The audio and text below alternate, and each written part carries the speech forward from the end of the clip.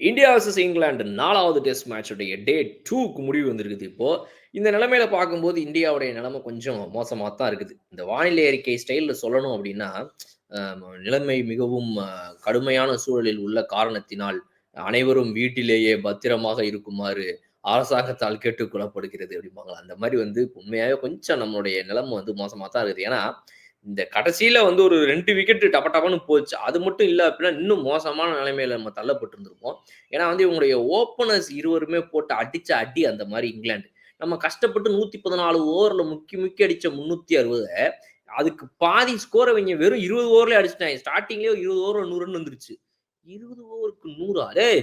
என்னடா நடக்குது இங்க பாப்பா 60 ஓவர்ல 300 போட்டுருவீங்களா நீங்க? என்னது இது ஒன் டே மேட்ச்சா? இல்ல டெஸ்ட் மேட்ச்சா? அப்படின்ற மாரி நம்மள வந்து படுத்திட்டாய்ங்க இங்கிலாந்து பேட்ஸ்மேன்.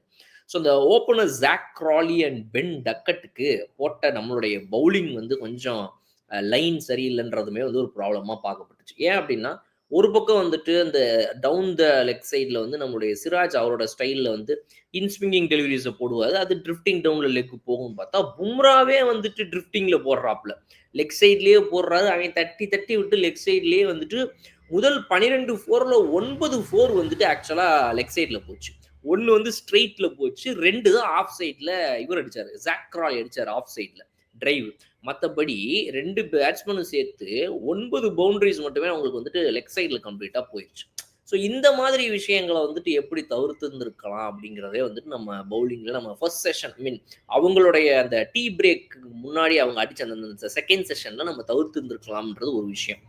அடுத்தது டீம் பிரேக் முடிச்சு வந்ததுக்கு அப்புறமா 3 செஷன பொறுத்தவரைக்கும் இங்கிலாந்து பேட்டர்ஸ்க்கு ஓரளவுக்கு இந்தியா வந்துட்டு ஒரு விக்கெட் அட்லீஸ்ட் எடுக்க முடிஞ்சது. ஜடேஜாவுடைய பவுலிங்ல வந்து ஒரு பிரேக் த்ரூ உங்களுக்கு கிடைச்சது. அது ஒரு நல்ல விஷயம் அப்படின்னு சொல்லலாம். இன்னொரு பக்கம் பார்த்தீங்க அப்படின்னா வந்து நம்மளுடைய அன்ஷுல் கம்போஜுக்கு முதல் மெய்டன் டெஸ்ட் விக்கெட் வந்துட்டு கிடைச்சது. அதுவுமே ஒரு சூப்பரான ஒரு விஷயம்னு சொல்லலாம்.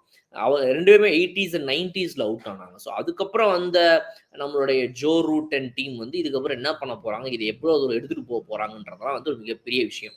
ஸோ இந்தியா அவங்களுடைய பேட்டிங் அப்படிங்கிறதுல வந்து அவங்கனால முடிஞ்ச அளவுக்கு என்ன பண்ண முடியுமோ அத பண்ணாங்க. நம்ம அதையே வந்து மிக பெருமையா நெனச்சுக்கிருக்கோம்.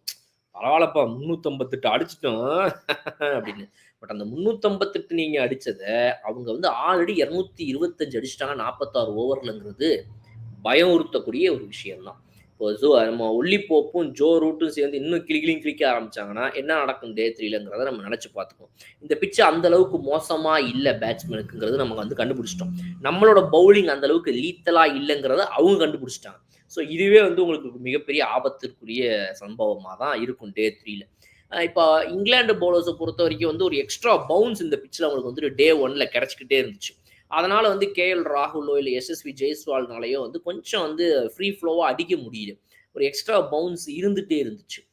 பட் அந்த எக்ஸ்ட்ரா பவுன்ஸ வந்துட்டு மேனேஜ் பண்ணி டாக்கிள் பண்ணி எப்பலாம் வந்துட்டு கொஞ்சம் லூஸ் டெலிவரீஸ் வருதோ அதெல்லாம் அவங்க 2 பேரும் அடிச்சாங்க. என்னன்னா, இந்தியாவுக்கு இருந்த ஒரே ஒரு பிளஸ்ஸு ஒவ்வொருத்தவங்களும் கொஞ்சம் கொஞ்சமா ஒரு 20, 30, 20, 30ன்னு வந்து அடிச்சுக்கிட்டே இருந்தாங்க மினிமமா. யாருமே எங்கேயுமே ஒரு வரிசையா ஒரு 3 wicket duck out 5 run, 7 run அந்த மாரி எந்த ஒரு பேட்ஸ்மேனுமே கோர்வையா அவுட் ஆகல. அது மாரி நடந்திருந்துச்சுன்னா ஒரு பெரிய கொலாப்ஸ பார்த்திருந்திருப்போம்.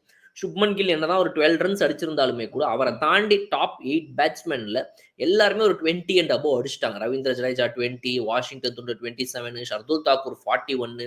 ஸோ இவங்க 3 பேரோட அந்த கான்ட்ரிபியூஷனே பார்த்தீங்க அப்டின்னா வந்து ஒரு 80 ஆட் ரன்ஸ் வந்துருச்சு.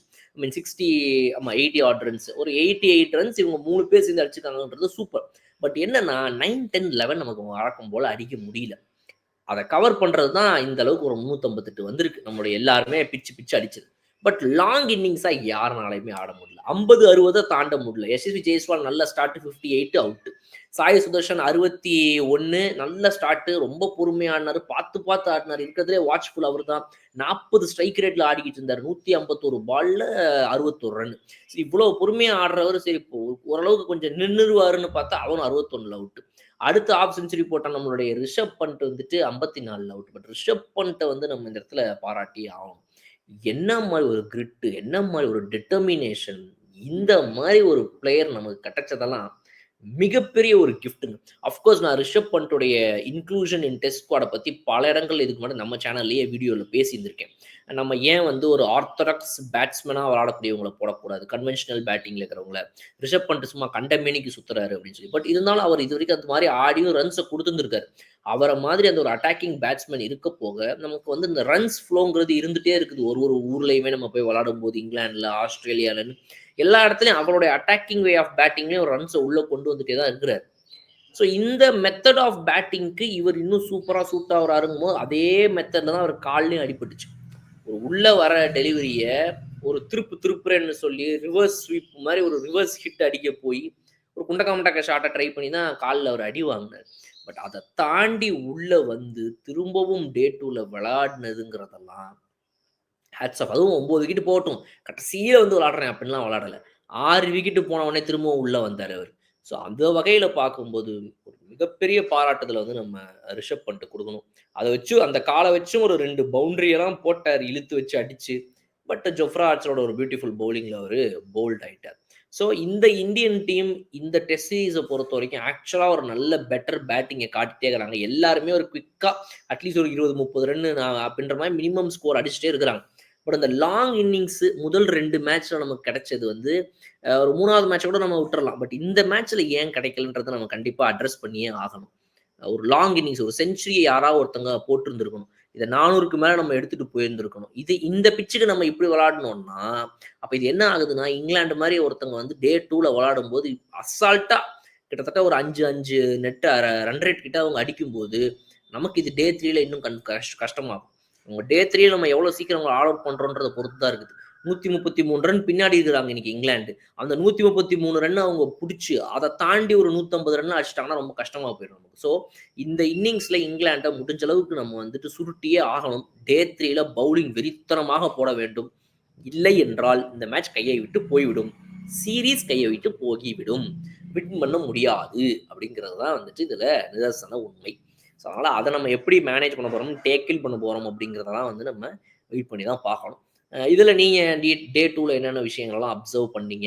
இந்தியா டே 3ல விளையாட போறத பத்தி உங்களுக்கு பயம் இருக்குதா? இல்லையா? இல்லங்க அதான் டே 3ல வந்து நம்ம ஆளுங்க விக்கெட் எடுத்து போட்டு கீச் போட்டு போயின்னே இருப்பாங்க அப்படின்னு நினைக்கிறீங்களா? கமெண்ட் செக்ஷன்ல சொல்லுங்க. டே 3 உடைய வீடியோலாம் அவங்க வந்து பார்க்குறேன். அதுவரை விடைபெறுவது உங்கள் பலம். Okay bye.